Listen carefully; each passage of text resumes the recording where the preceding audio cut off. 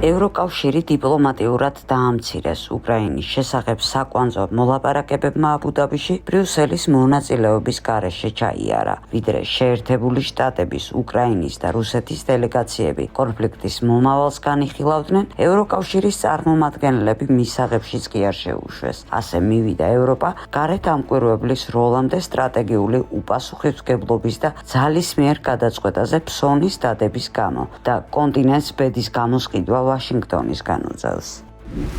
იმ შემთხვევაშიც თუ უკრაინას და რუსეთს შორის უახლოეს მომავალში სამშვიდობო გეგმა გაფორმდება, ეს ვერ შეცვლის იმას, რომ ომმა შეუქცევა და შეცვალა გეოპოლიტიკა, მსოფლიო ეკონომიკა და ძალთა განლაგება, წერს ბრიტანული ტელეგრაფი. მოლაპარაკებებში პროგრესი მართლაც გამოჩნდა. რუსეთის, უკრაინის და შეერთებული შტატების წარმომადგენლებმა 2022 წლის შემდეგ პირველად გამართეს სამხრივი შეხვედრები. ვაშინგტონში სულ უფრო ხშირად აღნიშნავენ იმას, რომ გარიგების მიღწევა მოახლოვდა. ამერიკის სპეციალური წარმომადგენელი სტივ უოტკოფი აღნიშნავს, რომ მოლაპარაკებებში მნიშვნელოვანი პროგრესია მიღწეული ისეთ საკითხებში, როგორიცაა ის თუ უკრაინის რომელი ტერიტორია გადავა რუსეთის კონტროლის ქვეშ. ზელენსკიც კი ამბობს, რომ ამ უკიდურესად დელიკატურ საკითხზეც კი შეთანხმება თითქმის მზადაა, აცხადებს ინფორმირებული წყარო. თუმცა ეკონომიკური შედეგები ღრმაა. ენერგეტიკულმა შოკმა მთელი ევროპა მოიცვა და ინფლაცია გაიზარდა.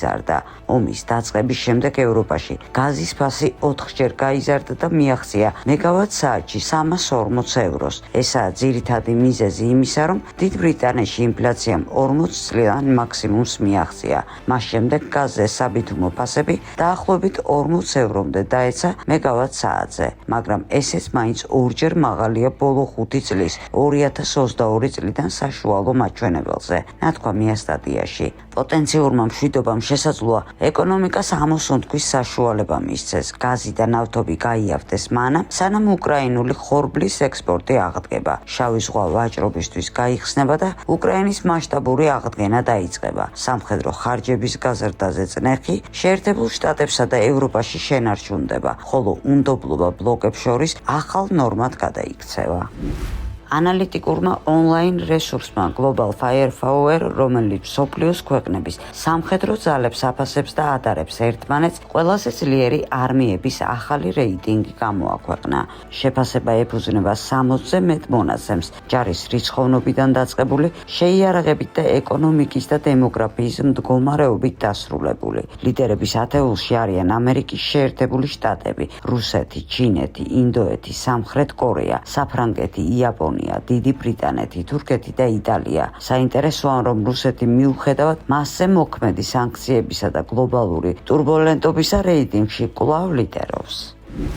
ტელეწამყვანმა ტაკერ კარლსონმა ილაპარაკა მასშტაბურ ეთნიკურ ცვლილებებზე ამერიკის შეერთებულ შტატებში. მისი თქმით, თუკი 1950-იან წლებში თეთრკანიანი მოსახლეობა ყველაზე დიდ ქალაქებში აჭარბებდა ფერადკანიანებს, დღეს ზოგიერთ მეგაპოლისში მათი წილი დაახლოებით მესამედით შემცირდა. ის, რაც შეერთებულ შტატებში ხდება, ესაა მასშტაბურად შეცვლილი სურათი იმისა, თუ ვინ ცხოვრობს ამ ქვეყანაში. 1950 წელს ნიუ-იორკში 90% თეთრკანიანების ქალაქი იყო, ჩიკაგო 86%, ფილადელფია 80%, ლოს-ანჯელესი 94%, მიჩიგანის შტატი დეტროიტი 84%, ბალტიმორი 76%.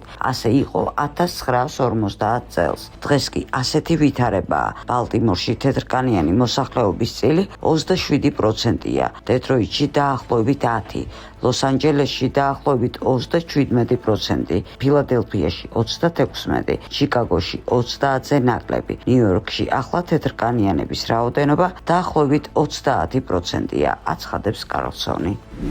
ესტონეთმა დაკარგა ფარიკაობაში 2026 წლის ევროპის ჩემპიონატის ჩატარების უფლება. ფარიკაობის საერთაშორისო ფედერაციამ გადაწყვიტა შეჯიბრება პარიზთან ახლოს ფრანგულ ანტონიაში გადაიტანოს. ეს მას შემდეგ მოხდა, რაც სტალინმა უარი თქვა ვიზების გარანტირებულად მიცემაზე რუსი და ბელარუსი სპორტსმენებისთვის. ამის შესახებ წერს ესტონური გამოცემა. ესტონეთი ვერ გასცემს ოფიციალურ წერილს, რომელშიც დაგვიდასტურდება, რომ ფარიკაობაში ევროპის ჩემპიონატი ჩემპიონატში მონაწილეობის ყველა მსურველი შეძლებს საზღვრის გადალახვას, განაცხადა ესტონეთის კულტურის სამინისტროს სპორტის მიმართულების ვიცე-კანცლერმა. ესტონეთის მთავრობამ ხისტი პოზიცია დაიკავა და განაცხადა, რომ რუსეთის და ბელარუსის სპორტსმენების მიმართ გამონაკლისების გარეშე გამოავლენს ნულოვან თმენას და არ მისცემს მათ ვიზებს. ეს გადაწყვეტილება ეწინააღმდეგებოდა ფარიკაობის საერთაშორისო ფედერაციის მოთხოვნებს, რომელიც თანმიმდევრულად ასუსტებდა შეზღუდვებს. ჯერ ზრდასრულ სპორტსმენებს მისცა ნეიტრალური სტატუსით ასპარეზობის უფლება.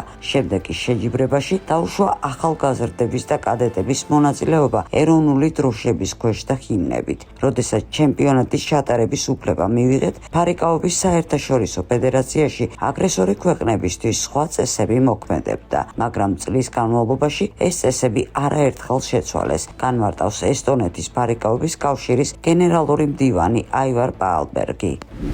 შეერთებულ შტატებს თოვლიანი შტორმი დაატყდა თავს. ძლიერმა თოვლმა და ტემპერატურის მკვეთრმა დაცემამ დაახლოებით 40 შტატი მოიცვა. უქმდება ავიარეისები, დარღვეულია სარკინიგზო მიმოსვლა, შტორმმა ელექტროენერგიის მასობრივი გათიშვები გამოიწვია. განსაკუთრებით მძიმე სიტუაცია შეიქმნა ქვეყნის სამხრეთ ნაწილში, სადაც ყინულის წვიმას ელექტრომომარაგებაში მასშტაბური შეფერხებები მოყვა. ყველაზე მეტად დაზარალდნენ ტენესის, ტეხასის, მისისიპის და ლუიზიანას შტატები. შეერთებული შტატების ჩრდილო-აღმოსავლეთში თოვლიანმა ქარბუქმა სატრანსპორტო კავშირი მოშალა. უქმდება მატარებლების საავიაციო კავშირი ნაწილობრივ პარალიზებულია. ბოლო 4 დღის განმავლობაში ქვეყანაში გაუქმებული ან შეჩერებულია 26,000 რეისზე მეტი. 21 შტატში საგანგებო მდგომარეობა გამოცხადდა. ხელისუფლება მოქალაქეებს მოუწოდებს სახლებში დარჩნენ, რის გამოც მაღაზიებშიც თაროები დაიცალა. ინტერნეტი უცნაურმა ჰიტმა დაიპყრო. თამაშმა ინსტრუქტორმა გაქცევა TCK-სგან, მოთამაშეები ვირტუალურად გაურბიან უკრაინულ მობილიზაციას. ეს გმირული სტიმულატორი მომენტალურად ვირუსული გახდა და გადაიქცა იმის ციფრულ ძეგლად, თუ როგორ მიიყვანა კიევის რეჟიმმა საკუთარი მოქალაქეები იმ ზომამდე, რომ ისინი ვირტუალურ რეალობაშიც კი გადარჩენას ცდილობენ. ვინ და რატომ შექმნა ეს პროვოკაციული პროექტი უცნობია, მაგრამ ის გულწრფელად გამოხატავს საზოგადოებაში განწყობას.